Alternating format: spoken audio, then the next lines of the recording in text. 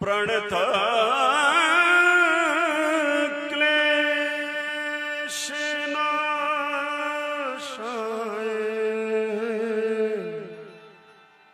गोविन्दाय नमो नमः।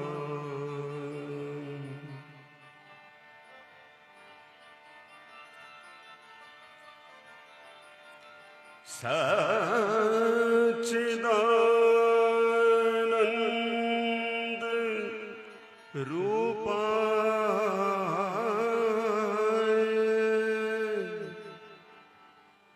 विश्वोत्पत्त्यादि हेतवे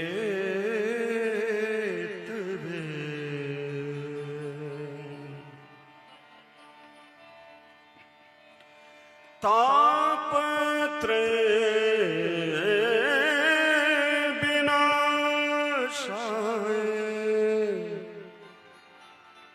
श्री कृष्णाय वयं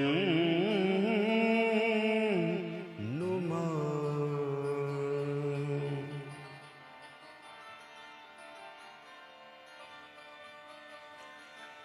चलो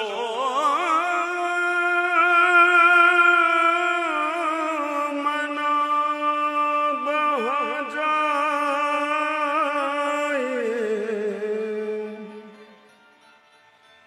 जहाँ बसे ब्रजराज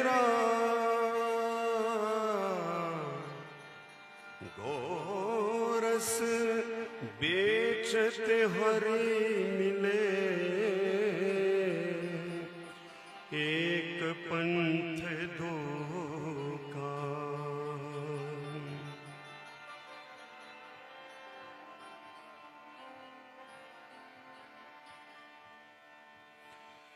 हरे हो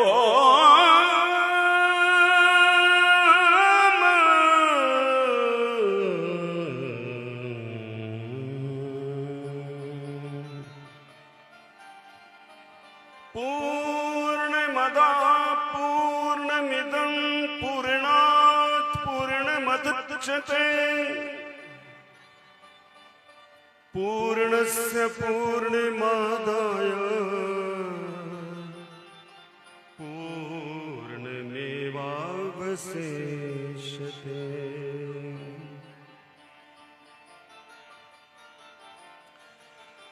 इतना तो करना स्वामी जब प्राण तन से निकले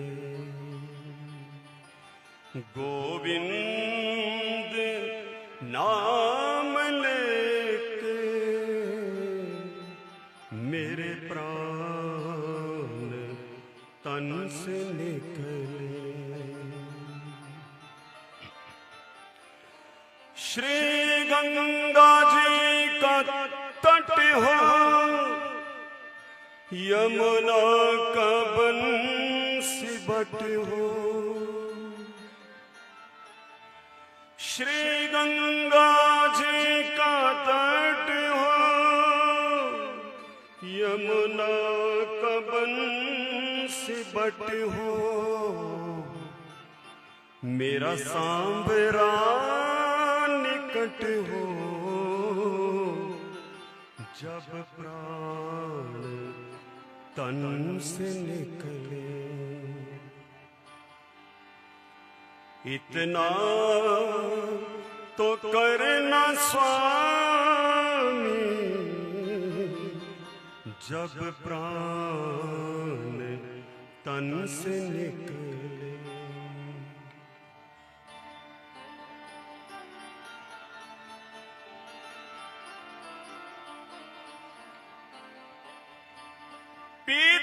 पीतांबरी कसी हो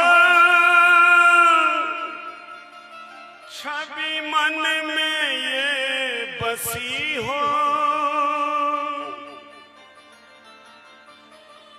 पीतांबरी कसी हो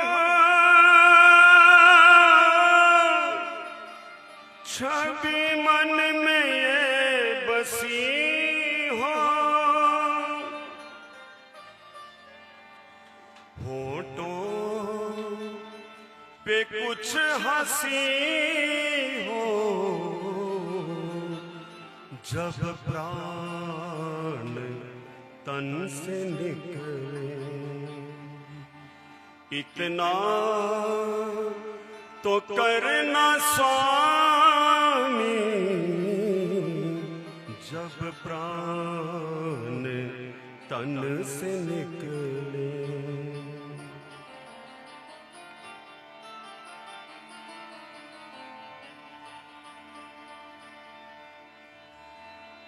उस वक्त जल्दी आना माधो,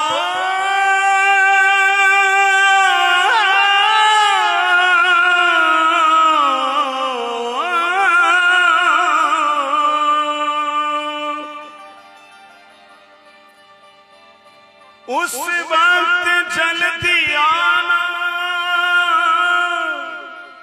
नहीं शाम भूल जाना।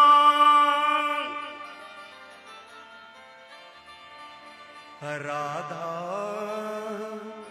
को साथ लाना जब प्राण तन से निकले,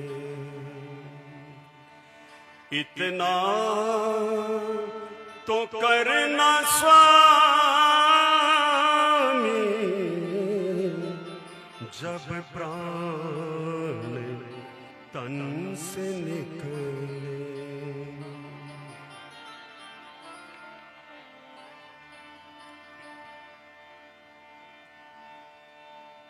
नैनी खाट की है अर्जी,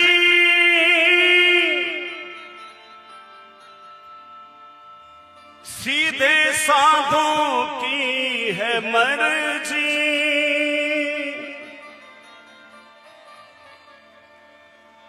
हो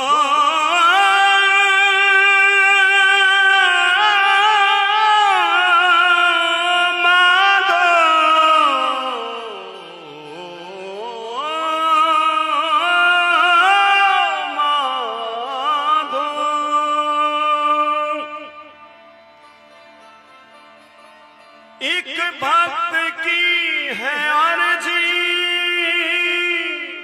खुद गर्ज की है गर्जी।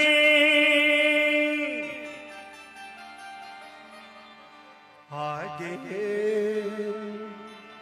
आगे तुम्हारी मर्जी जब प्राण तन से निकले, इतना तो करना स्वामी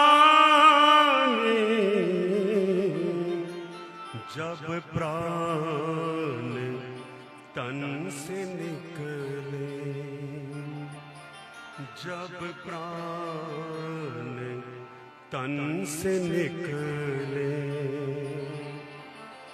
जब प्राण तन से निकले।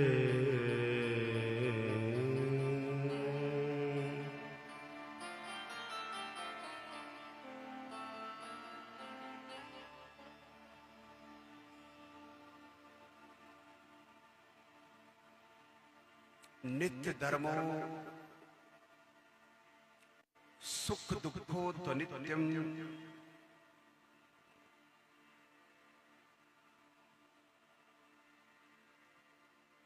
आप जब यहां से विदा हो जाओगे 2.5 घंटे के बाद, तो तुम वो नहीं रहोगे जैसे तुम यहां बैठे थे। अलर्ट मोड पर रहो, सावधानी से सुनो।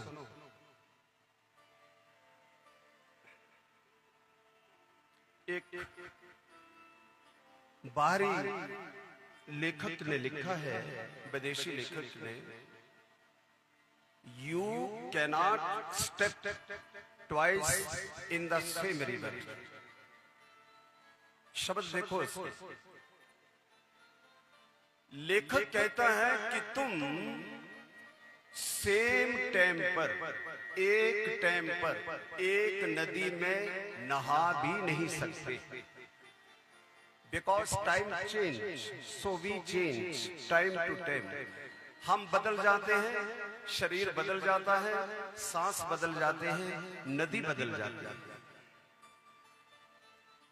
क्या गजब ढाता है लेखक। लेखक कहता है, मैं कुछ समय पहले हरिद्वार में कार्यक्रम में था। मैं पहले भी हमारे प्रिय रमेश जी से बात कर रहा था। गंगा में नहाने लगा, उतारे कपड़े,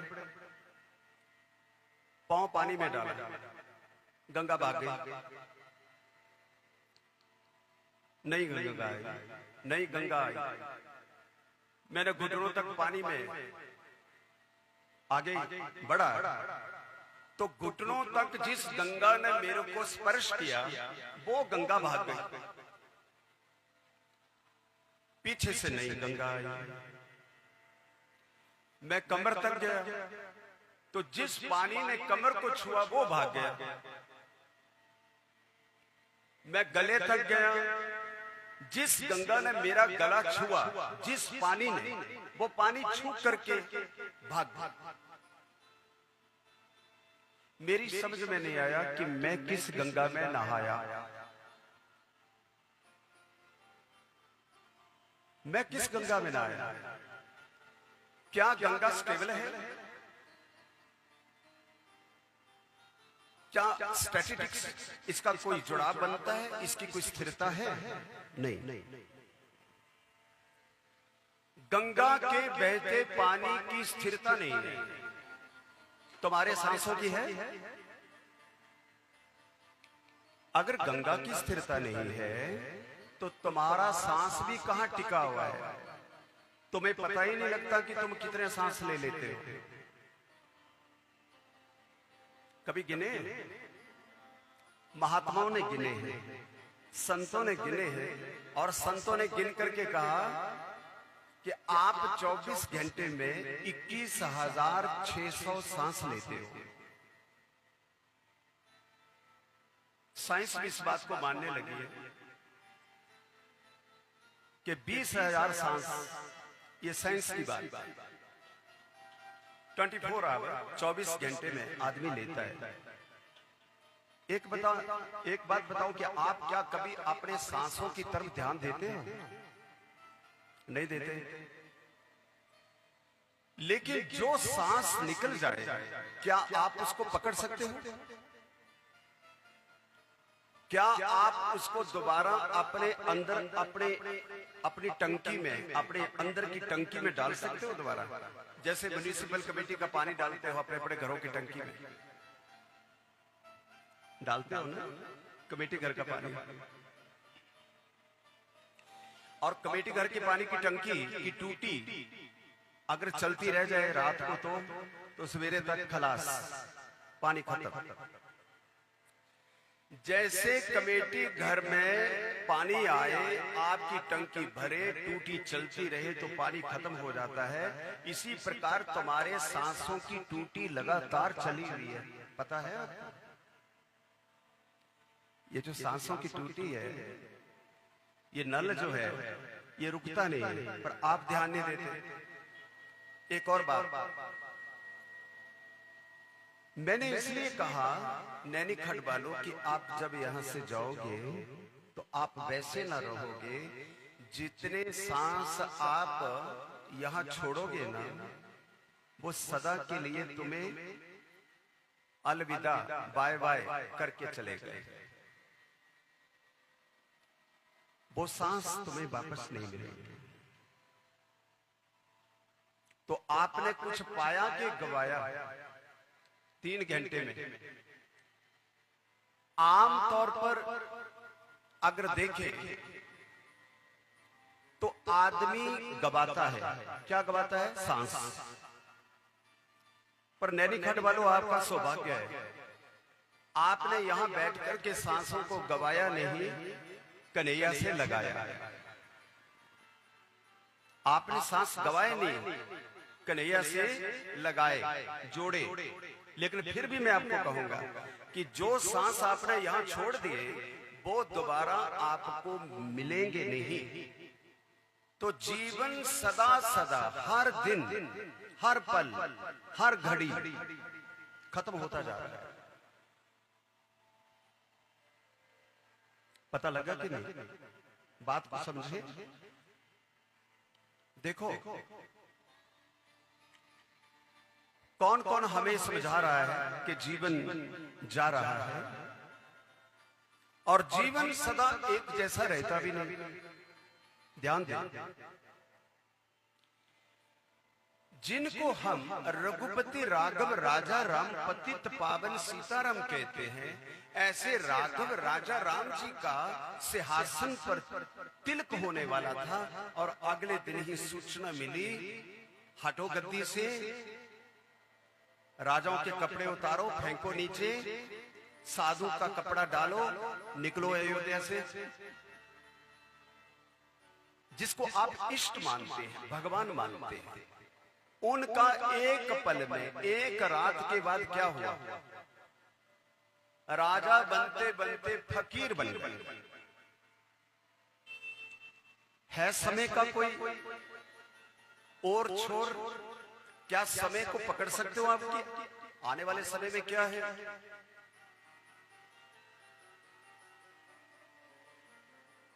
एक पल में तुम्हारा बगीचा फूलों से खिला है, और दूसरे पल में तूफान आता है।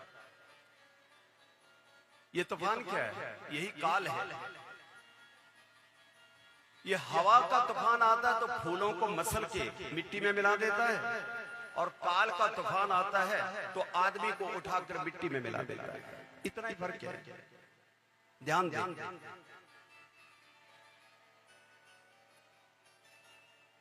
पल में थे राजा कहलाते, प्रजा के सरदार, पल में भेष फकीरी करके छोड़ दिया घर बार। पल में क्या क्या क्या हो जाए, पल का क्या विश्वास, कल का क्या विश्वास, ना पल का ना कल का। इसलिए आज ही, अभी ही एक प्रण कर लो, और वो ये प्रण करो कि जिंदगी में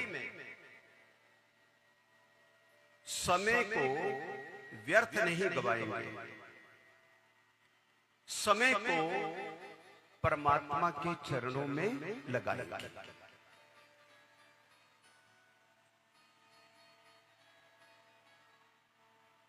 क्योंकि समय भागता जाता है। देखिए ना, कंस का समय आ गया और कंस भयभीत हो गया। एक बहन ठोडी पर हाथ देख करके बैठी है, हाथ उठा ले। मैंने कहीं देखा नहीं है, मैं जमीन पर देख रहा हूं, इसलिए तुम्हारी गर्दन पीछे नहीं जानी चाहिए कि किसको बोला है। जिसको बोला है समझने वाले समझ गए, बात खत्म हो गई। हाथ उठ गया है, वो सीधे हो गए। आपने क्या कोई लेटर लिखना है उनको कि कौन थी वो? कोई जरूरी नहीं। कंस ने अक्रूर को बुलाया, रिश्ते में भगवान के चाचा लगते हैं। अक्रूर को कहा, जाओ मेरा काल वृंदावन की तरफ है, किसी प्रकार से आप उसको ले आओ। मैं बहुत डर रहा हूं, बड़ा डर लग रहा है, रात दिन नींद नहीं आती। अच्छी बात है, परमात्मा का ध्यान तो है ना कम से कम। अरे माना ध्यान में थोड़ा फर्क है, पर पूतना से बुरा तो नहीं है ना। पूतने ने तो डायरेक्ट भगवान को मारने की कोशिश की, और कंस उनको मारने की चक्कर में पड़ा हुआ है। अक्रूर गए और अक्रूर ने विचार किया, कंस को भी कहा मारेगा कौन ये तो वही जाने, लेकिन अगर आप कह रहे हो तो मैं जाऊंगा, मैं जाऊंगा और उनको लेके आऊंगा। कंस ने कहा उनको बोलना कि मामा ने बुलाया। महाराज जी तब से मामा खतरनाक हो गया था भांजों के लिए। जब से कन्हैया ने मामा को बुलाया, नीयत बड़ी खोटी थी, तब से मामा भांजा सुनते ही कृष्ण और कंस याद आ जाते। अक्रूर चले और सौभाग्य समझा कि आज मैं उनसे मिलूंगा, मिल करके आज अपना सारा दुख वृतांत सुनाऊंगा। वो साक्षात नारायण है।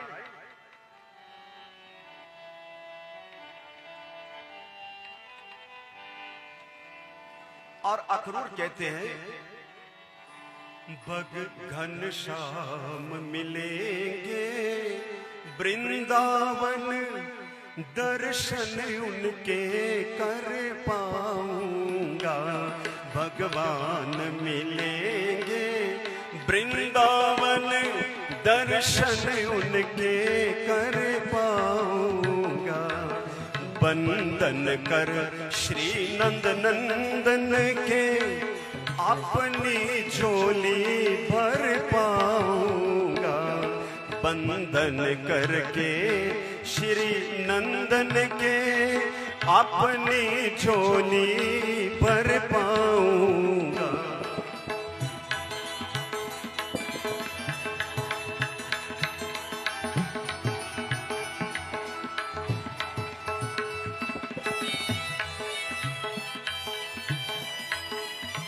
हरि बोल।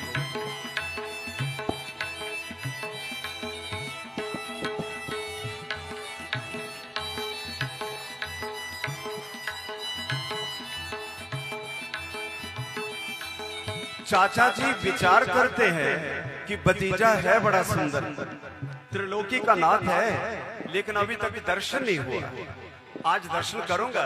मुस्कान अधर पर मंद मंद, मुस्कान अधर पर मंद मंद, घुंघराली अलके लटक रही, घुंघराली लटके लटक रही। वृंदावन कुंज निकुंजों में, वृंदावन कुंज निकुंजों में, मैं अपना शीस झुकाऊंगा। घनश्याम मिलेंगे वृंदावन, दर्शन उनके कर पाऊंगा।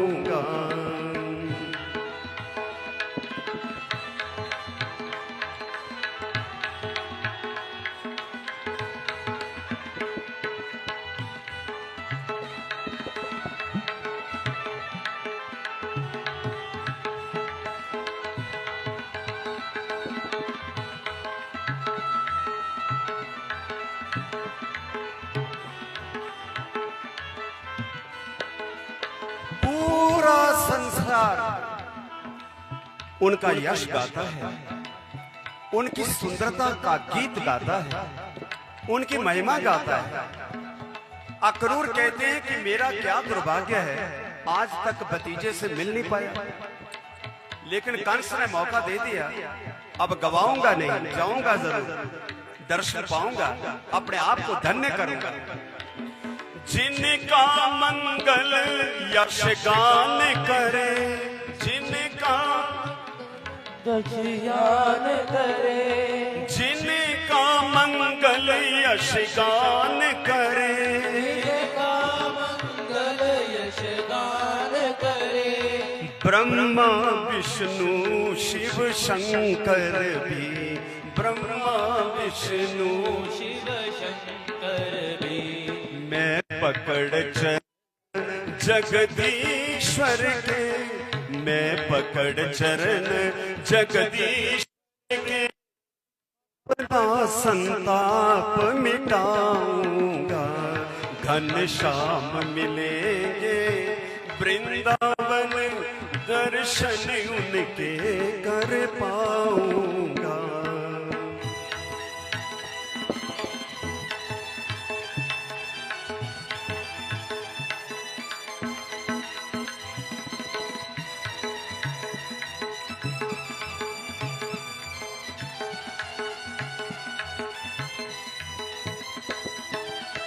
मैं उनका हूं, वो मेरे हैं, वो मात्र मेरे नहीं, जितने मेरे हैं उतने तेरे हैं, उतने तुम्हारे हैं। अक्रूर कहते हैं कि वो मेरे हैं, मैं उनका हूं। सौभाग्य देखो कि मैं उनका चाचा, वो मेरे भतीजा।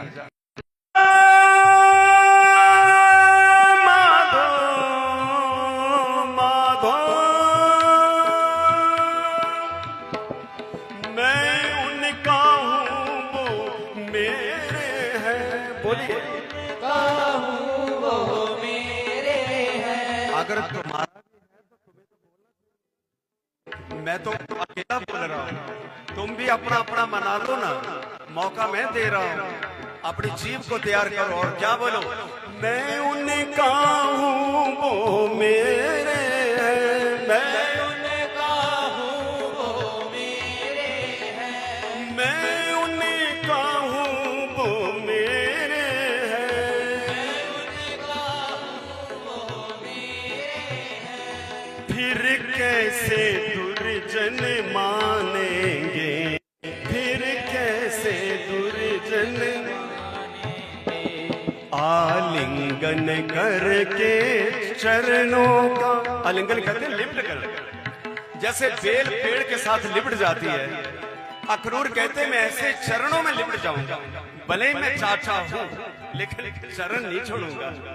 मैं उनके चरण लिपट जाऊं, के चरण लिपट जाऊं, आलिंगन करके चरणों का, करके मैं चरणों का निश्चित पावन हो जाऊंगा, निश्चित पावन हो जाऊंगा।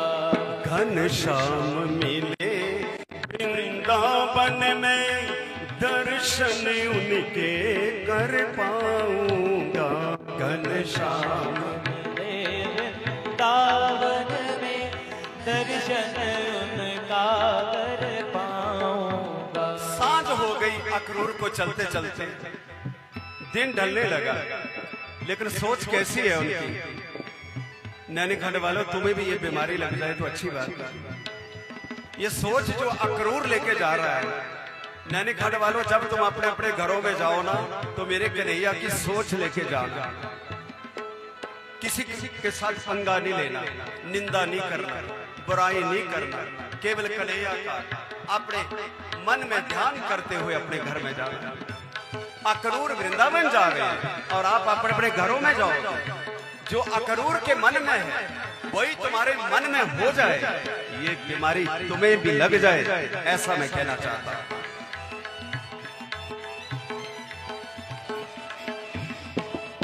मैं शीश निभाऊंगा झुक कर, मैं शीश झुकाऊंगा झुक कर। कैसे सपने हैं अक्रूर के। शाम ढल गई है, वृंदावन समीप आ रहा है और कह रहे हैं ऐसा ना हो मेरे को ठुकरा दे, ऐसा ना हो मेरा त्याग कर दे, ऐसा ना हो मुझसे मनमुटाव करे, क्योंकि मैं तो कंस का भेजा हुआ हूं। नहीं, वो ऐसा नहीं कर सकते, वो बड़े दयालु हैं, वो दीनों पर सदैव कृपा करने वाले। मैं शीश झुकाऊंगा झुक कर, मैं शीश झुकाऊंगा झुक कर। वे मुझको गले लगाएंगे, वे मुझको गले लगाएंगे, वे मुझको गले लगाएंगे,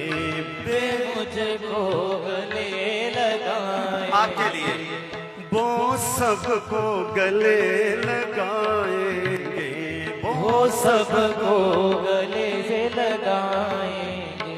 और वो क्या करेंगे जब मेरा रथ पहुंचेगा? बेघर अंदर ले जाएंगे, बेघर अंदर ले जाएंगे। मैं अपना हाल सुनाऊंगा, मैं अपना हाल सुनाऊंगा। घनश्याम मिलेंगे वृंदावन, दर्शन उनके कर पाऊंगा। घनश्याम मिलेंगे वृंदावन, दर्शन उनका कर पाऊंगा। दर्शन उनके कर पाऊंगा, दर्शन उनके कर पाऊंगा। दर्शन उनके कर पाऊंगा। दर्शन उनके कर पाऊंगा। ऐसी भावना अक्रूर की सांस ढली, रथ ब्रज में पहुंचा, वृंदावन में पहुंचा और देखा क्या कि नीलांबरधारी पीतांबरधारी गौशाला में खड़े। नीलांबरधारी कौन है? बलराम जी। पीतांबरधारी कौन है? कृष्ण जी। कहां खड़े हैं? गौशाला में। दूर से चाचा को अपने भतीजे दिखाई थे। चाचा रथ से उतरे, नैनों से नैन मिले, भागते हुए चाचा बिखर गए सारे कपड़े बाल और धड़ाम से भगवान के चरणों में गिर पड़े। बोलिए बांके बिहारी लाल की। तत्काल मेरे ठाकुर ने उन्हें उठाया और बोले, चाचा आप ऐसा क्यों करते हैं? मैं बहुत नन्हा सा छोटा सा बाल हूं अभी, आप मेरे आगे क्यों झुकते हैं? अक्रूर बोले कि हे प्रभु, आपके दर्शन की चाह चिरकाल से मेरे मन में थी, लेकिन कहीं भेंट नहीं हो पाती थी, संवाद नहीं हो पाता था। आज मौका मिला है। गौशाला में ही भगवान ने पूछ लिया, चाचा एक बात कहो, मथुरा में सब ठीक तो है? बोले हाँ सब ठीक है, लेकिन वो क्रूर जो है ना, निर्दयी, वो जो निर्दयी है ना, तुम्हारा मामा, उसने आपको बुलाया है। कंस ने तो ये कहा था अक्रूर को कि तुम ये मत कहना कि मेरे मन में कोई कपट है या कोई मेरे वध करने की योजना है मेरे मन में। वो तो बोला ही नहीं था, लेकिन अक्रूर ने सारे का सारा चिट्ठा खोल दिया भगवान के आगे कि वो इतना निर्दयी है, वो इतना दुष्ट है कि वो आपको मारना चाहता है, इसलिए उसने आपको बुलाया है। कन्हैया ने हाथ पकड़ा, चाचा को कहा कि चाचा जी आप एक काम करिए, ये बात आप हमारे बाबा को मत बोलना, नहीं तो वो डरेंगे। हमारी मैया को भी मत बोलना, वो डरेंगे, लेकिन वादा पक्का है, हम चलेंगे। वो डरेंगे लेकिन हम चलेंगे चाचा, जरूर चलेंगे। मामा ने बुलाया है, कोई मजाक थोड़ी है। अंदर ले गए, मिले और मिलने के बाद रात काटी, कुशल क्षेम हुआ और अक्रूर ने कहा बुलाया है। यशोदा की तो बुरी हाल हो गई कि बुलाया है। वो तो एक पल भर भी उस नंदलाल से, उस प्राण आधार से कभी अलग हो ही नहीं पाती थी। वो थोड़ी देर के लिए भी मित्र मंडली में आंखों से ओझल होता तो यशोदा बेवल हो जाती, यशोदा पीड़ित हो जाती और उसको ढूंढने लगती। रात को जब ये पता लगा कि कन्हैया जा रहे हैं, रात को मां कन्हैया को लेकर के सो तो गई, लेकिन करवट बदलती रही, नींद नहीं आई। बड़ी पीड़ादायक है विदाई। क्योंकि संसार का रखवाला जिसकी गोद में खेला हो, नन्हा सा बन करके, सच में भगवान के बाद इस धरती पर अगर कोई दूसरा भगवान है तो वो मां है। इसलिए जो लोग अपने माता पिता के साथ दुर्व्यवहार करते हैं, दुष्कर्म करते हैं, ऊंचा बोलते हैं, धमकाते हैं, डराते हैं, मैं उनसे केवल इतना कहना चाहता हूं कि जिस मां बाप ने तुम्हें जन्म दिया है, तुम 100 साल तक भी उसके कर्ज से मुक्त होना चाहो, रोज सेवा कर करके भी तुम 100 साल तक मुक्त होना चाहो, तो तुम जन्म देने वालों से मुक्त नहीं हो सकते जितना कर्जा उनका आपके ऊपर चढ़ा होता है।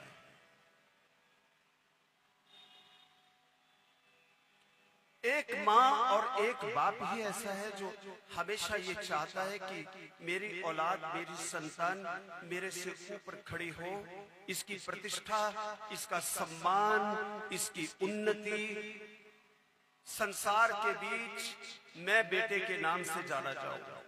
मेरा बेटा कुछ ऐसे कर्म करे कि मैं अपने पुत्र के नाम से जाना चाहूंगा। और माँ दुनिया में बेटा कहीं भी निवास करे, ध्यान देना, दुनिया वाले अनेक प्रकार की बातें उससे पूछेंगे, रिश्ते पूछेंगे, संबंधी पूछेंगे, लेकिन माँ केवल एक ही बात पूछती है कि बेटा खाना खाया है? माँ का कर्ज पुत्र कभी नहीं दे सकता। और अभिवादनशील नित्य वृद्धोपसेविनम्, अगर जीवन में आप 4 चीजों को पाना चाहते हो बंधुओं, तो मां बाप के चरण पकड़ लो। तुम्हें आयु चाहिए, रोज मां के चरणों में सिर धर दीजिए, तुम्हारी आयु बढ़ जाएगी। तुम्हें बुद्धि चाहिए, तुम्हें विद्या चाहिए, तुम नित्य प्रति मां के चरणों में गिर जाओ, तुम्हें विद्या अनंत आएगी, अपार आएगी, ढेरों के ढेर आएगी। तुम मान चाहते हो, तुम सम्मान चाहते हो, तुम संसार में प्रतिष्ठा चाहते हो, तुम संसार में नौकरी चाहते हो, तुम अपनी इच्छा को पूर्ण करना चाहते हो, तो एक काम करो कि प्रतिदिन मां के चरणों में लग जाओ। तुम्हारे हाथ कभी निर्बल न हो, बलहीन न हो, इनमें पराक्रम बना रहे, इनमें शक्ति बनी रहे। आपका ओज, आपका तेज, आपका बल, आपका पराक्रम सदैव बना रहे। इस बल को पाने के लिए मां के चरणों में झुक जाओ। जो वो दे सकती है वो कोई नहीं दे सकता, कोई नहीं दे सकता। तुम्हें धरती के सारे रिश्ते नाते मिल जाएंगे, जननी नहीं मिलेगी। ध्यान रखना, जननी एक बार अगर विदा हो गई तो वो दोबारा तुम्हें मिलने वाली नहीं। मेरे भगवान राम ने एक बात कही थी, जब वनवास हुआ तो उन्होंने एक बात कही कि लक्ष्मण, मां बहुत याद आती है, मिट्टी बहुत याद आती है अयोध्या की, और मां बहुत याद आती है। एक समय राम जंगल में जो पटका उन्होंने लिया था, उसके पीछे कुछ उन्होंने बांध रखा था। वो रोज खोलते, पत्थर पर धरते, पानी मिलाते और उसका टिक्का लगाते। एक समय लक्ष्मण ने पूछा, भैया ये क्या है? उत्तर मिला, लक्ष्मण ये मेरी अयोध्या जो मेरी जन्मभूमि है, इस जन्मभूमि की ये मिट्टी है भैया। मुझे मालूम है कि मुझे 14 सालों का वनवास मिला है और मैं अयोध्या नहीं जा सकता, लेकिन मातृभूमि मुझे रुलाएगी, मातृभूमि मुझे उदास करेगी। भैया भैया दो चीजें नहीं मिलती जीवन में, एक अपनी जन्मभूमि नहीं मिला करती और एक अपनी जननी नहीं मिला करती। इसलिए वेद ने सबसे पहले कहा मातृ देवो भव, सबसे पहले अपनी मां को भगवान मानो। सबसे उन्होंने गुरु को नंबर 3 कहा। वेद ने सबसे पहले मां कहा कि सबसे पहले मातृ देवो भव, फिर पितृ देवो भव, फिर आचार्य देवो भव, फिर अतिथिर देवो भव। सबसे पहले तुम्हारी मां तुम्हारा भगवान है, फिर पिता है, फिर कोई गुरु है, फिर कोई गुरु है। क्योंकि गुरु तुम्हें तभी दीक्षा देता है जब तुम्हारा जन्म हुआ हो तो, और जन्म जिसने दिया है ना वो सबसे बड़ी गुरु है, उससे बड़ा गुरु। मां रात को उठ पड़ी, कदम के पेड़ के पास गई, अंधियारी रात थी, बेटे को पलंग पर छोड़ दिया, स्वयं करवट बदलते बदलते नींद कैसे आए कि भोर काल को तो मेरा बेटा चला जाएगा, अगली रात मेरी बगल में मेरा लाल मुझे नहीं दिखेगा, हाथ भी मारूंगी तो बिस्तरा खाली दिखेगा।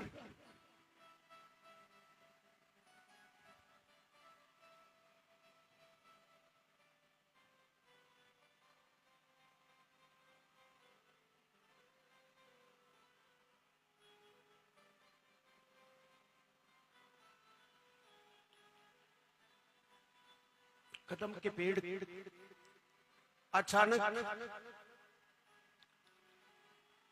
कन्हैया की निद्रा खुली। प्रभु की भी ये आदत थी कि कभी कभी जग जाते तो जैसे बच्चे की आदत होती है कि मां की तरफ हाथ मारता है कि मेरी मां है, हाथों में वो छन छन करते हुए वो डाले हुए थे, और एकदम देखा कि बगल में मां नहीं, कन्हैया बाहर गया, देखा तो मां कदम के पेड़ के नीचे। आधी रात, ऐसा तो कभी नहीं हुआ। लपका मां से, पूछा मैया आधी रात को? मां बोली कन्हैया क्या तू कल छोड़ के जा रहा है रे? क्या सच ही तू मुझे छोड़ देगा? कन्हैया तू सच में जा रहा है? कन्हैया आधी रात मां को देख रहे हैं और मां कन्हैया को देख रही है, दोनों एक दूसरे को देख रहे हैं। कन्हैया ने मां के दोनों नेत्रों को देखा, पानी से भरे हुए, और भरे नेत्रों से उसने कहा मैया मैया मैं तुम्हें छोड़ के थोड़े समय के लिए जाऊंगा, मैया मैं लौट आऊंगा, मैया कन्हैया तेरा ही है, मैया ये किसी का नहीं,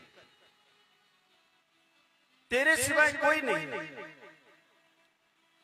कन्हैया तो अपने ढंग से बोलते जा रहे हैं और मां अपने ढंग से बोलती जा रही है। दोनों लिपट गए अपने गले में, एक दूसरे के गले में दोनों लिपट गए। आधी रात की बेला, नहीं मां, मां मैं तेरा कर्जदार हूं, मैं तुझे कभी नहीं छोड़ूंगा। जैसे कैसे मां को सुलाया, बोर हुए, और गोपियों को पता लग गया कि कन्हैया जा रहे हैं और गोपी तो प्राण आधार है ही, गोपी तो प्राण आधार, कन्हैया गोपी है, गोपी कन्हैया। और रास्ते के बीच जब रथ जाने लगा है तो रास्ते के बीच गोपियां सारी खड़ी हो गई और कहा कि क्या सच में तुम हमें छोड़ के हमारे साथ विश्वासघात कर रहे हो, हमारे साथ धोखा कर रहे हो, आप जा रहे हो? कन्हैया ने रथ को रोका और कहा, सुनो गोपियों, एक बात बताओ कि तुम शरीर से प्रेम करती हो या मुझसे प्रेम करती हो? अगर तुम्हें केवल शरीर की चाह है तो तुम्हारा कोई मेल नहीं मिलेगा मेरे साथ, क्योंकि मैं जब भी देखता हूं भक्त का भाव देखता हूं, मैं हृदय टटोलता हूं कि मैं वहां पे हूं भी कि नहीं। अगर आप मुझे हृदय से मानती हैं तो वहां तन की जरूरत नहीं है, हृदय में तुम मेरा स्वरूप बिठा भी सकती हो, जरूरी नहीं कि मैं मिलूं। और अगर तुम्हें मेरे तन से मोह है तो फिर मेरा रास्ता पकड़ लो, लेकिन अगर हृदय में मेरी चाह है तो मेरा रास्ता छोड़ दो। और गोपियों ने कन्हैया का रास्ता छोड़ दिया। कन्हैया आगे बढ़े और आगे बढ़कर के उन्होंने अक्रूर को रथ चलाने के लिए कहा कि आप रथ चलाइए, चाचा जी आप रथ चलाइए। इस प्रकार जब कहा, आगे रथ बढ़ा, आगे रथ बढ़ा और यमुना के तट पहुंचा। अक्रूर ने स्नान किया, देखा तो यमुना के बीच भी बिहारी जी के दर्शन दिखाई दिए। बोले बांके बिहारी लाल की जय। अंदर भी बाहर आए तो रथ पर बैठे हुए कन्हैया पाए, गोता लगाए तो भीतर भी कन्हैया दिखाई दे। अक्रूर को लग गया ये साक्षात नारायण मेरे रथ पर विराजमान।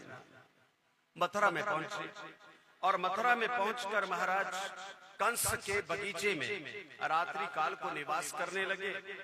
और निवास करते हुए अक्रूर ने कहा, घर चलो।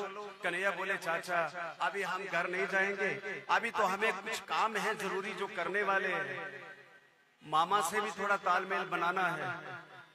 और अंदर ही अंदर बोले उसको भी निपटाना है, काम भी बनाना है, उसको निपटाना है।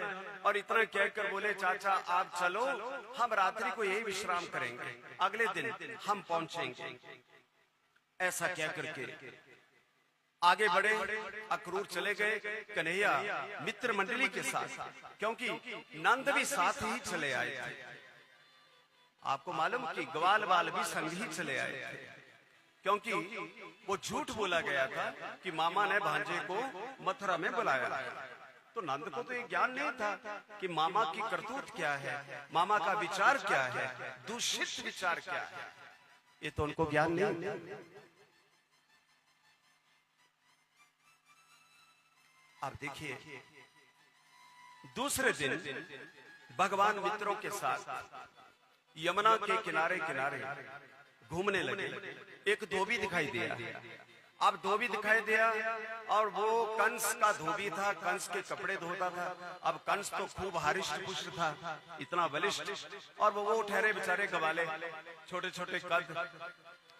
तो कन्हैया धोबी के पास गए, बोले, ए भाई ये बड़े सुंदर कपड़े हैं, हमें दोगे? कन्हैया तो धोबी नशे में धुत था। धोबी ने व्यंग्य वचनों से कहा कि जाओ जाओ, तुम जैसे गवाल राजा के कपड़े कैसे पहन सकते? तुम्हें क्या मालूम राजा के वस्त्रों का मूल्य क्या है, उनकी चमक दमक क्या है, उनकी पहचान क्या है? उल्टा पलटा बोलने लगा और माधव ने एक तमाचा जड़ दिया और धोबी वहीं पर राम नाम सत्य। कन्हैया ने बोला, मित्रों ये जितनी भी पंड पड़ी है ना कपड़ों की, खोल लो अपना अपना देख लो साइज। भला कंस के साइज से किसका साइज आएगा बताइए? कपड़ों की पंड, ध्यान देना। मैंने एक दिल्ली में पत्र लिखा था कि ये जो पंडित को पंडित जी कहते हैं लोग, क्या बोलते हैं? पंडित जी। क्या बोलते हैं पंडित जी? जानते हो पंडित जी का कोई अर्थ नहीं होता। पंडित जी इन वेन वर्ड, व्यर्थ। पंड किसे कहते हैं? जो धोबी ने कपड़ों का बांध के सिर पे यमुना की तरफ लेके गया और वहां धो रहा था, तो उसको अगर कोई पूछे धोबी जी क्या है ये, तो बोलेगा कपड़ों की पंड है जी। और हम क्या करते हैं? पंडित जी, पंडित जी। शब्दों का सुधार करो। पंड नहीं होता, पंडित होता है। अर्थ अनर्थम भावे अनित्यम। और ख्याल रखना कि अगर आप शब्द गलत बोलेंगे तो उसका अर्थ भी गलत होगा, और अगर अर्थ गलत होगा तो अनर्थ भी होगा। अर्थ अनर्थम भावे अनित्यम। खैर, आगे से थोड़ा ध्यान रखेंगे, थोड़ा जोर लगाएंगे। क्योंकि जोर नहीं ना लगाना। मुसीबत तो ये है कि पंडित कौन बोले, घिसाई बहुत है ना मुंह की। पंडित जी, पंडित जी, ये सीधा या जलेबी? सीधी खाओ, माल जोड़ाओ। भाई हम तो खैर इन चीजों से बड़े मुक्त हैं, लेकिन मैं समझता हूं कि ये जो परंपराएं गलत चलती है, इनका सुधार होना चाहिए। कपड़े निकाले गए और निकाल करके जब किसी को आए नहीं तो वो आगे बढ़े, और आगे बढ़कर के एक दर्जी मिला। भगवान ने कहा कि दर्जी जी हमारा साइज बराबर कर दो, और कपड़ों के साइज दर्जी ने बराबर किए और माधव ने उसको माला माल कर दिया। बोलिए बांके बिहारी लाल की। आगे बढ़े महाराज। आगे सुदामा माली अपने घर में, अपने बगीचे में, सुदामा माली ने जब दाऊ और कन्हई दोनों को आते देखा मित्र मंडली के साथ, वो गदगद हो गया। वो भगवान का भक्त था सुदामा माली। सुदामा माली ने चरण धोए, उनको कुछ अर्घ्य इत्यादि दिया, पान का बीड़ा इत्यादि कुछ खाद्य दिया, प्रार्थना की कि भगवान आप आए, धन भाग, माला सुंदर बना करके माधव के गले में डाली। उस माला का चमत्कार ये हुआ कि सुदामा भी माला माल हो गया। बोलिए बांके बिहारी लाल की। आगे चले महाराज, आप तो बाजार में पहुंच गए। बाजार में पहुंचे तो एक कुबड़ी चली हुई थी, कुबड़ी, जिसको हम कहते हैं कुब्जा। क्या बोलेंगे? कुब्जा चली। अब वो कुब्जा को जब उन्होंने देखा तो थोड़े रुक गए और कुब्जा को देख करके बोले कि भाई आप कौन? तो वो कुबड़ी बड़ा सुंदर पात्र, उसमें चंदन लेके जा रही है। उसका नाम था त्रिविक्रमा। क्या नाम था? 3 प्रकार की टेढ़ी होने के कारण उसको त्रिविक्रा बोलते थे। त्रिविक्रमा यानी 3 प्रकार की टेढ़ी। 3 प्रकार की टेढ़ी, तभी उसको लोग कुब्जा कहते थे। कन्हैया ने कहा, जैसे वो पास पहुंचे, कुब्जा जा रही थी, बेचारी कई जगहों से बल खाती हुई चल रही थी टेढ़ी मेढ़ी होकर के। तो कन्हैया ने बोला, अरे ओ बरानने। बरानने होता है सुंदरी, सुंदरी। अब कुब्जा ने जरा सा घूर करके पीछे देखा, कोई मजाक कर रहा है, कोई बात नहीं, आगे बढ़ो। कुब्जा आगे बढ़ी, पीछे से फिर आवाज आई, फिर आवाज आई, फिर कन्हैया बोले सुंदरी। अब कुब्जा ने थोड़ा मुंह बनाया टेढ़ा मेढ़ा, कन्हैया भगवान की तरफ, और फिर चल पड़ी। भगवान जल्दी जड़ से आगे आए और बोले, सुंदरी मैं तो तुझे आवाज दे रहा हूं, चल चल। तेरे जैसे कई देखे आवाज देते हुए इस बाजार के बीच सारे मेरी बेइज्जती करते हैं, मेरा अपमान करते हैं। मेरा शरीर है ना टेढ़ा मेढ़ा, इसलिए मेरे पर व्यंग्य मारते हैं, मेरे पर हंसते हैं, मेरे पर मजाक करते हैं। तू भी वही है। तू भी वैसा ही है, तू भी मेरे साथ मजाक कर रहा है ना। कन्हैया बोले नाना सुंदरी, मैंने तो आपसे मजाक नहीं किया, आप हुई सुंदर।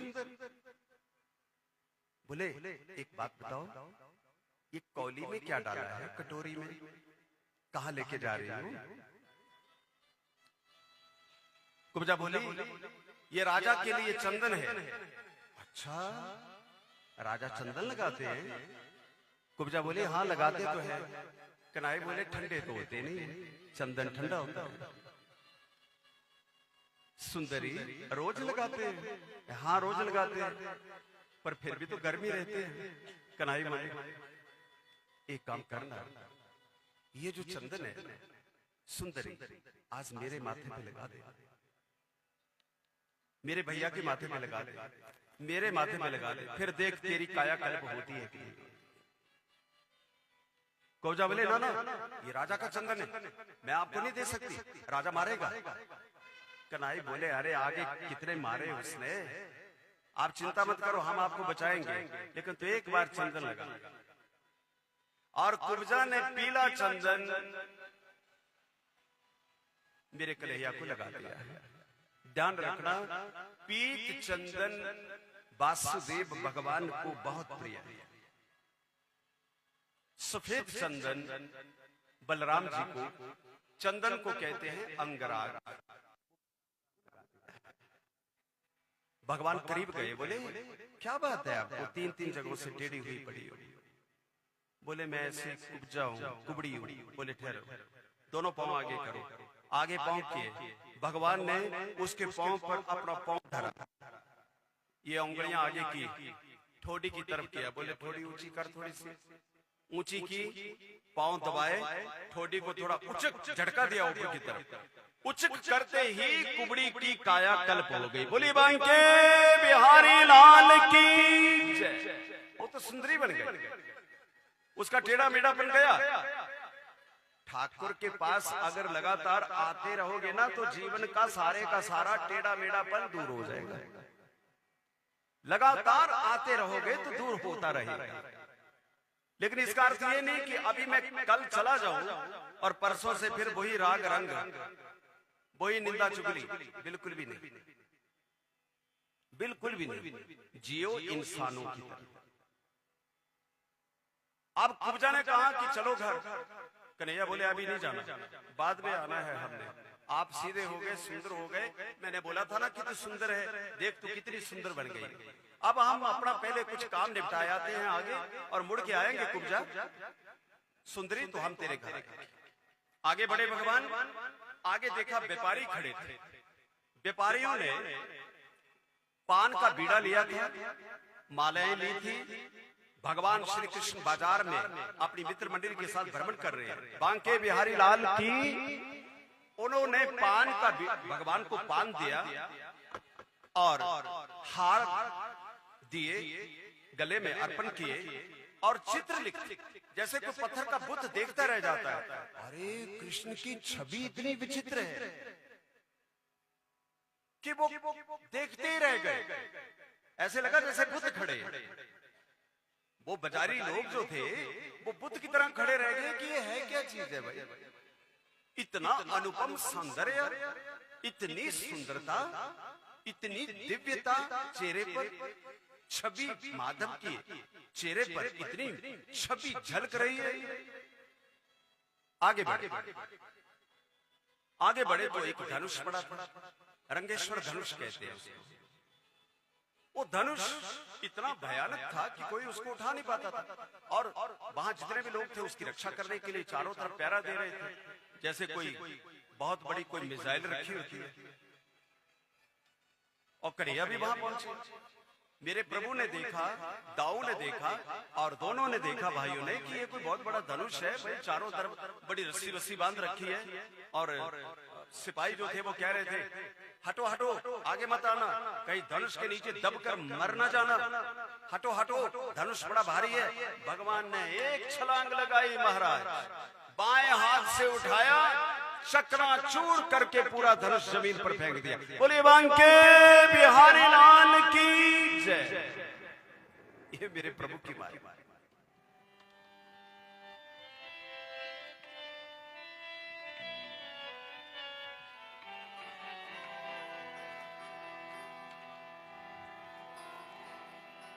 रचा है सृष्टि को जिस प्रभु ने, वो ही ये सृष्टि चला रहा है। रचा है सृष्टि को जिस प्रभु ने, वो ही ये सृष्टि चला रहा है। रचा है सृष्टि को जिस प्रभु ने, वो ही ये सृष्टि चला रहा है। जो पेड़ हमने लगाया पहले, जो पेड़ हमने लगाया पहले, उसी का फल अब हम पा रहे हैं। रचा है सृष्टि को जिस प्रभु ने, वो ही ये सृष्टि चला रहा है। रचा है सृष्टि को जिस प्रभु ने, वही जो सृष्टि चला रहा है।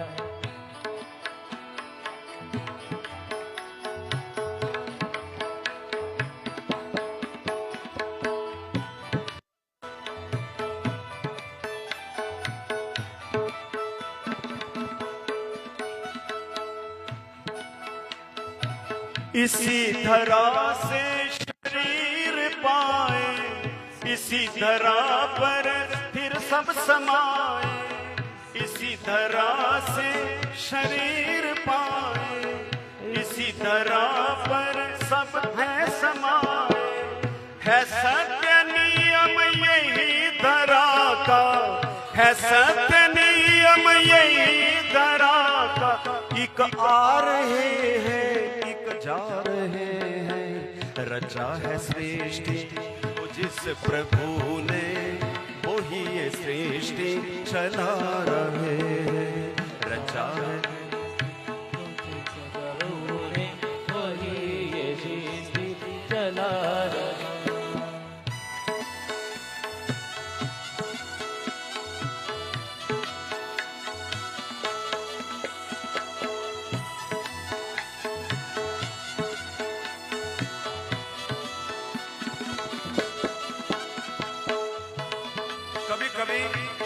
मैं बड़ा हैरान होता हूँ। एक कांग्रेसी बूटी होती है, जारी रखो। कांग्रेसी बूटी आजकल बड़ी फैल रही है। पता नहीं, मैं चला हुआ था तो मेरे को दिखाई दिया। लेकिन कमाल का फूल है, उसमें 3 रंग है तो बीमारी का घर, लेकिन एक ही फूल में 3 रंग। भाई कौन रंगोली खेल रहा है उसके अंदर? मैं बड़ा हैरान हुआ। हे परमात्मा, एक फूल में एक रंग तो हो सकता है, पर तू भी क्या ब्रश लेकर के सभी फूलों में 3-3 रंग भर रहा है। मेरे माधव, तेरी महिमा तू ही जान। मैं अपने छोटे बेटे के साथ, हिमांशु के साथ कल सफर कर रहा था,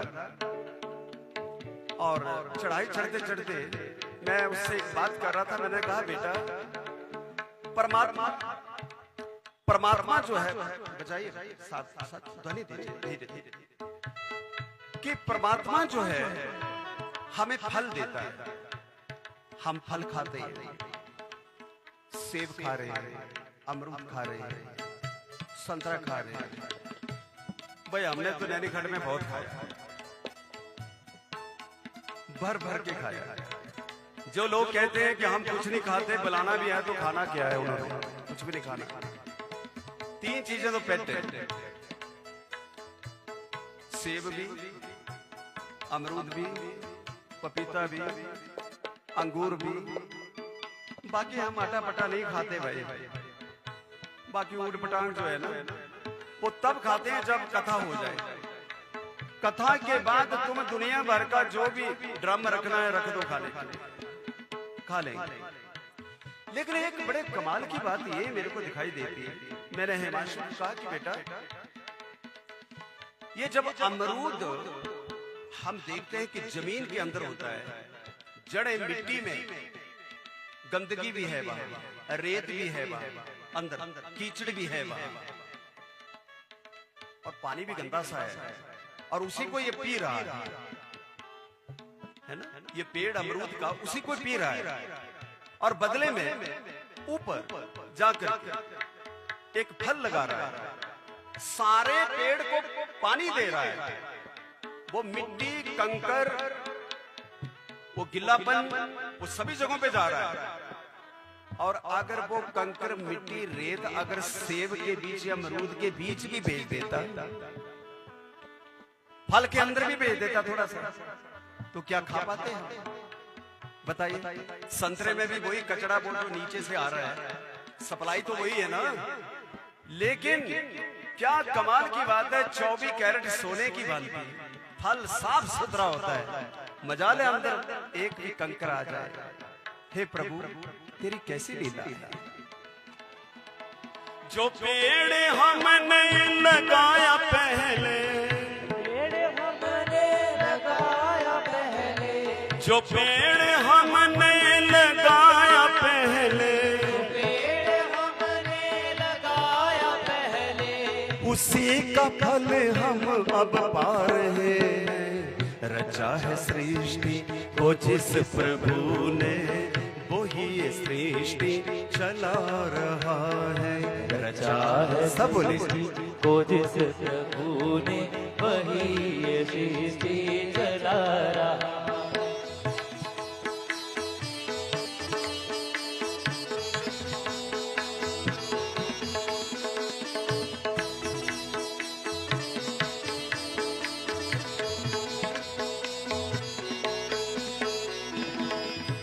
कंस मौत को मारने के लिए,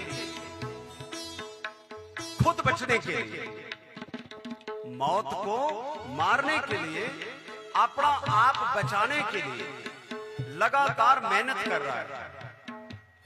कितने राक्षस भेजे कि मेरी मौत को मार दो, लेकिन मौत है, मरती नहीं है। और मौत पहले वृंदावन में घूमती रही गायों के पीछे, और आज मौका आ गया कि मौत को मामा ने खुद ही बुला लिया। मौत को मारने का मामा ने दुनिया भर का प्रयास किया, लेकिन बेकार व्यर्थ हो गया। लेकिन अब मौका आ गया कि उसने मौत को खुद ही बुला लिया। कई बार तो मौत आ ही जाती है सोए हुए आदमी को, और कई बार मौत कहीं, अभी देखो ना वृंदावन में क्या हुआ, कितने लोग खत्म। मौत बुला लेती है, जहां उसको मारना है वहां वो बुला लेती है। जिन्होंने भेजा जगत में जाना, जिन्होंने भेजा जगत में जाना, तय कर दिया लौट के फिर से आना, तय कर दिया लौट के फिर से आना। जो भेजने वाले हैं यहाँ पर, जो भेजने वाले हैं यहाँ पर, वो ही फिर वापस बुला रहे हैं। रचा है सृष्टि को जिस प्रभु ने, वही ये सृष्टि चला रहा है। रचा है सृष्टि को जिस प्रभु ने, वो ही ये सृष्टि चला रहा है।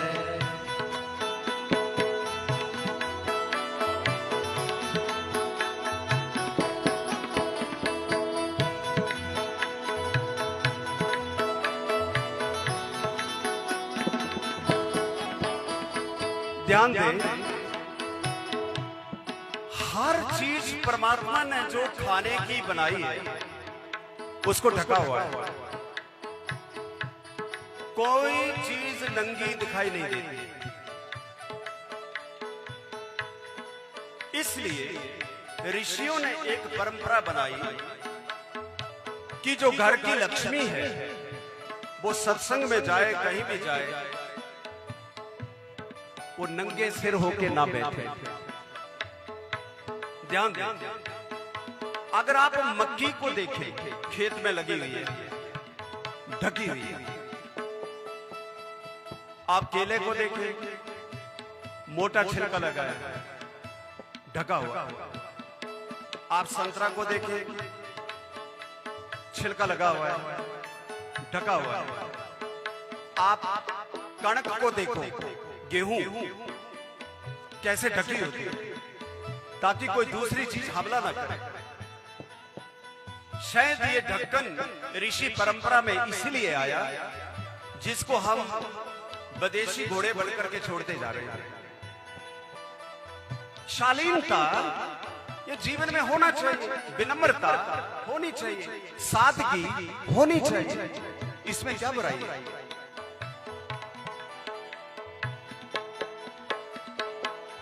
जो बैठे हैं धान की बालियों में, समाए मेहंदी की लालियों में, जो बैठे हैं धान की बालियों में, समाए मेहंदी की लालियों में, हर डाल हर पत्ते में समा कर, हर डाल हर पत्ते में समा कर, गुल रंग बिरंगे खिला रहे हैं। रचा है सृष्टि को जिस प्रभु ने, वही ये सृष्टि चला। रचा है सृष्टि को जिस प्रभु ने, वही ये सृष्टि चला रहा। जो पेड़ हमने लगाया पहले, जो पेड़ हमने लगाया पहले, उसी का फल हम अब पा रहे हैं। रचा है सृष्टि को जिस प्रभु ने, वही ये सृष्टि चला रहा। रचा है सृष्टि को जिस प्रभु ने, वही ये सृष्टि चला रहा। ओम हरि ओम, हरि ओम, हरि ओम। ओम हरि ओम, हरि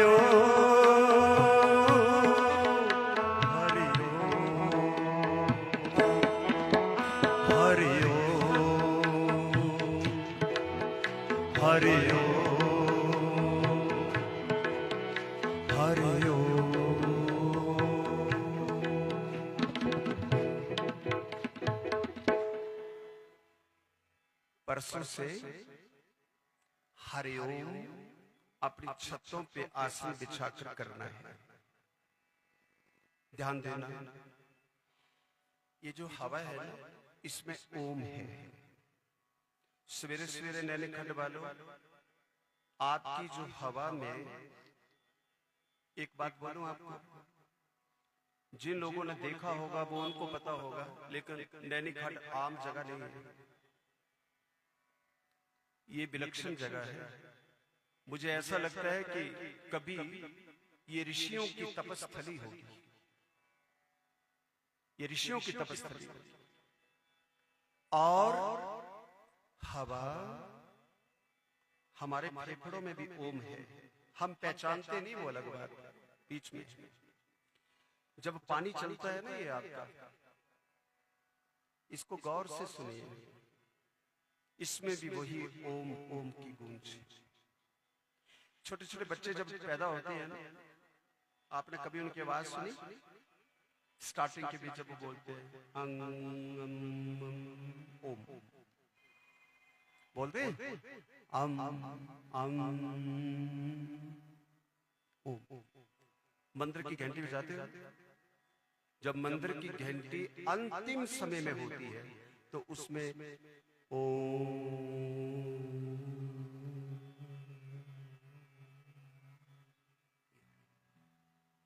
ध्वनि आती, बाद में वो एक जगह खड़ी।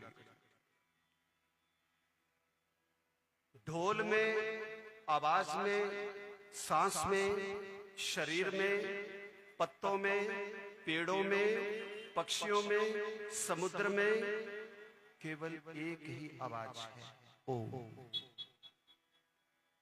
आसन लगाना, बैठ जाना और ओम करना, पर एक ध्यान रखना, रीढ़ की हड्डी नहीं, ऐसे नहीं, ये गलत बात। फिर मैं बोलूंगा एक नंबर के आलसी, ठीक है, जो रीढ़ की हड्डी एकदम बराबर। आजकल बड़ी जल्दी मणके हिल जाते हैं, बात क्या है भाई? कारण क्या है? कारण ये बैठना नहीं आता, सिर को थोड़ा इस सेक्शन पर रखना चाहिए। सर्वाइकल आ रही है लोगों को, पता ही नहीं है बैठने। सर्वाइकल क्यों आती है? और फिर डॉक्टर बोलता है यूं यूं कर, ऐसे ऐसे कर। ये क्या है? ये मुंह को घुमा, ऐसे घुमा, ये कर, ऐसे कर, ऐसे कर। ये क्या है? पहले ऐसे हो जाओ, मजा लो सर्वाइकल आए। हम बीमारियों के नाई भी खुद ही है, न्योता खुद ही देते हैं। क्या बोलते नाई न्योता देते थे ना पहले, अभी पता नहीं देते बीमारियों। ध्यान रखें कि इन छोटी छोटी बातों पर जब हम ध्यान रखेंगे तो निश्चित रूप से हम बदलाव में आएंगे। अब जब तक जीना है, जाना तो तय है, लेकिन जब तक जीना है तो ढंग से तो जिए ना। बीमार नहीं होती, जानवर बीमार नहीं होती, लगभग बीमार।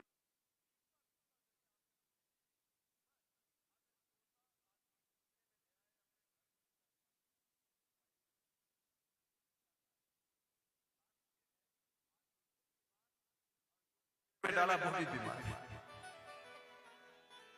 क्योंकि पक्षियों को जीना आता है, सर्दी से बचाव करना आता है, उनका पति पत्नी धर्म भी है, उसका कुछ नियम है, उनके कुछ सिद्धांत हैं, पशुओं के कुछ सिद्धांत हैं, इंसान का कोई सिद्धांत नहीं। दुनिया भर की बदतमीजियां देखी जाती हैं, चरित्रहीनता का नंगा नाच, छी छी, शर्म भी होनी चाहिए। एक धर्म पत्नी होती है, वही जीवन का आधार होता है। शेष क्या है? राम से पूछो।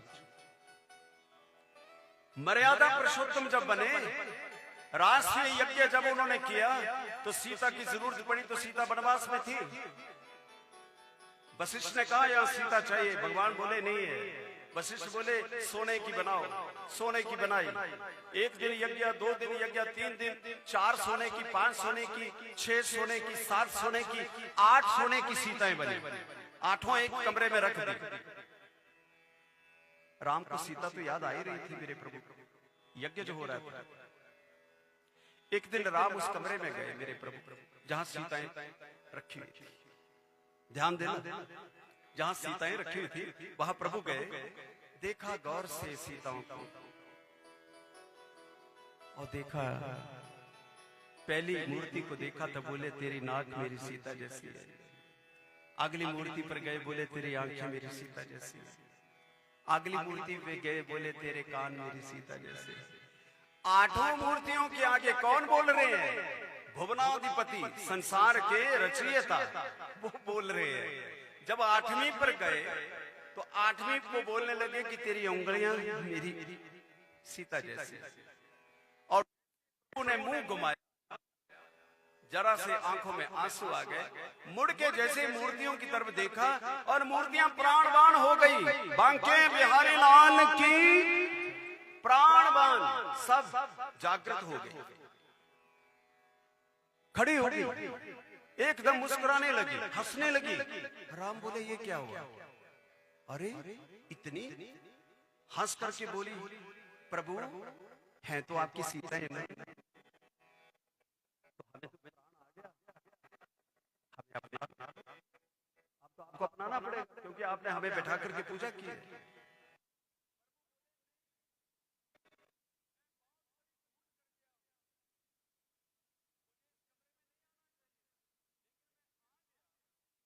क्या मालूम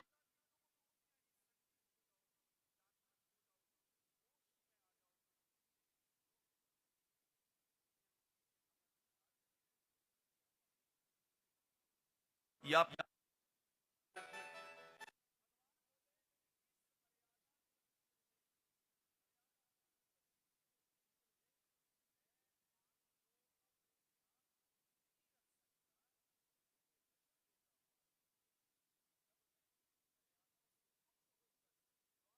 मैं आऊंगा तो मैं 8 को अपनी पटरानी बनाऊंगा। जब मैं द्वापर में आऊंगा तो मैं आठों को अपनी पटरानी बनाऊंगा। और शायद आपको ज्ञात है, आगे कथा आ रही है कि भगवान की 8 ही पटरानियां थी, लेकिन उन्होंने मर्यादा नहीं तोड़ी। आगे चले, एक हाथी दिखाई दिया भगवान को, कुबलिया पीर। महावत ने हाथी को बेंत मारा। कंस ने कहा था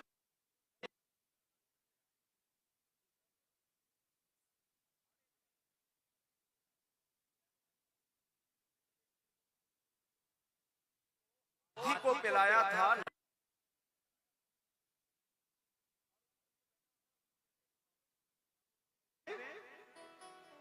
महावत।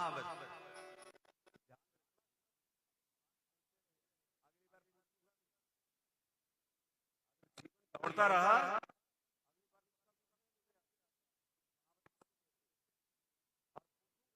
8 रानियां कहां से आई थी? जितने भी धरती पर पंथ चलते हैं, संप्रदाय चलते हैं, सबको अपने अपनी जानकारियां होती है।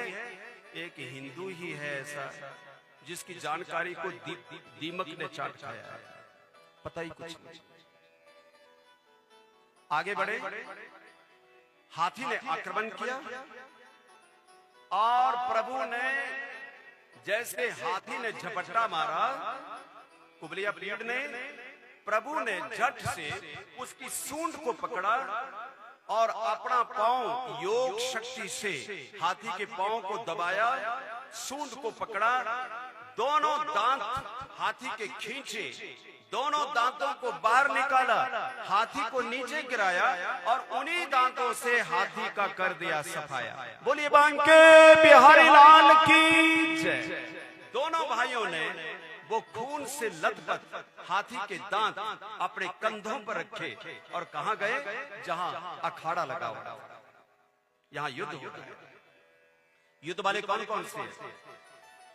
कंस ने कहा था अपने योद्धाओं को, योद्धा कौन कौन? चाणूर, मुष्टिक, शल, तोशल, ये कूट, शल, तोशल, चाणूर, मुष्टिक, ये 5 पहलवान कंस के प्रसिद्ध पहलवान। तो कंस ने ये बोल रखा था कि अगर वो अखाड़े में आ गए तो उनको मार देना है, छोड़ना नहीं। अब जब पहलवानी का समय आया, भिड़ने का समय आया, चाणूर बहुत बड़ा है, कृष्ण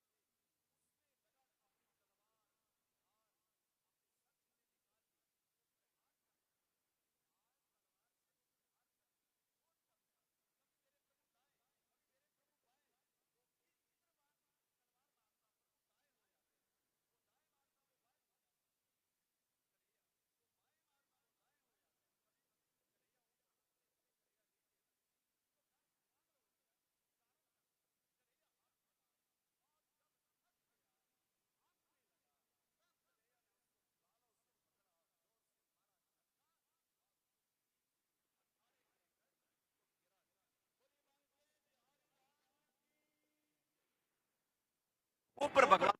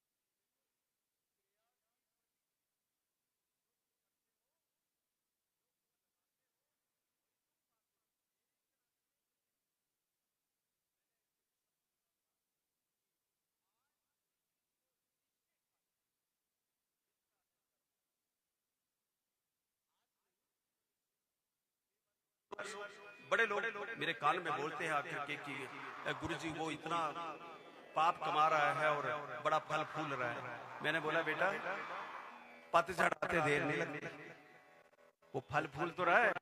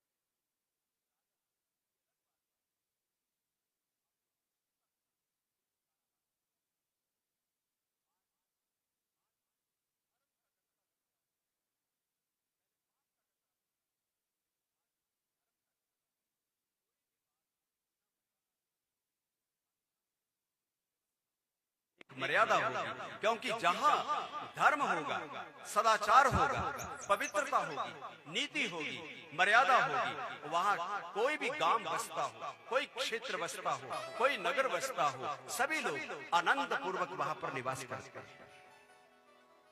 मर्यादित जीवन जीते हुए अपने जीवन को आगे बढ़ाओ। श्रीमद् भागवत महापुराण यही आपको संदेश दे रहा है। गुरुकुल शिक्षा हुई, उज्जैन में भगवान को भेजा गया, यज्ञोपवीत किया गया और उसके बाद भगवान संदीपनी आश्रम में गए। वहां पर 64 दिनों में 64 प्रकार की भगवान ने विद्याओं को प्राप्त किया। कितने दिनों में? 64 दिनों में 64 प्रकार की विद्याएं। कल्पना करिएगा थोड़ा, ये कितनी विद्याएं।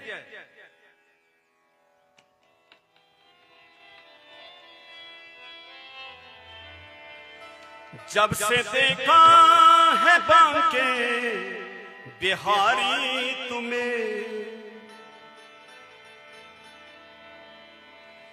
जब से देखा हो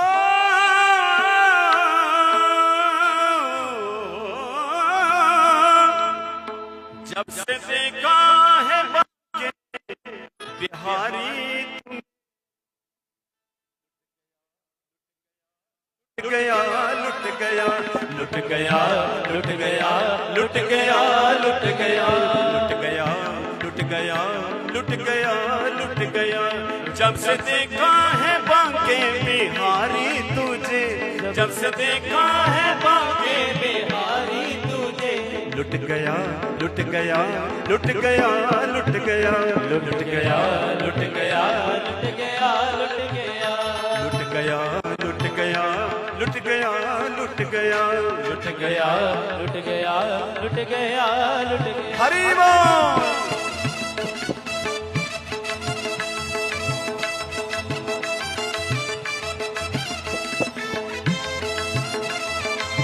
सभी भाव से ताली बजाते हुए हृदय में बांके बिहारी को आसन देते हुए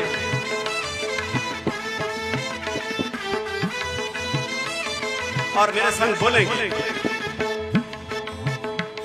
एक तेरी मोहब्बत का मारा हूँ मैं, तेरी मोहब्बत का मारा हूँ मैं, हो बांके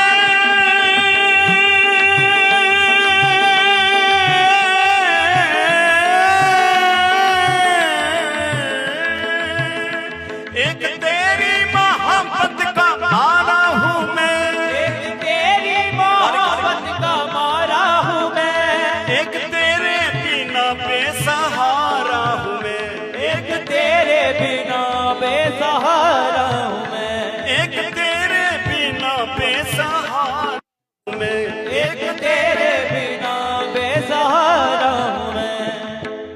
प्रेम बंधन, प्रेम बंधन, प्रेम बंधन जहाँ से मेरा छूट गया, प्रेम बंधन जहाँ से मेरा छूट गया, लुट गया, लुट गया, लुट गया, लुट गया, लुट गया, लुट गया, लुट गया, लुट गया, लुट गया, लुट गया, लुट गया, लुट गया, लुट गया, लुट गया, लुट गया, लुट गया।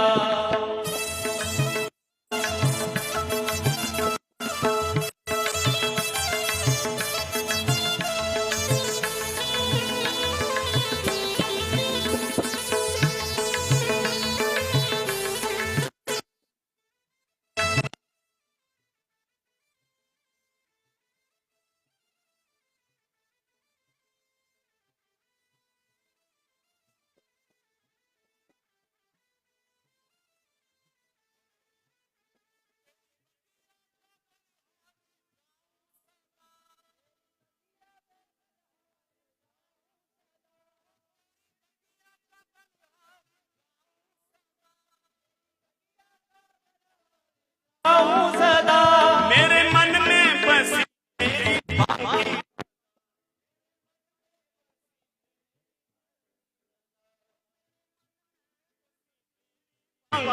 अदा, मेरे मन में बसी तेरी बाकी अदा।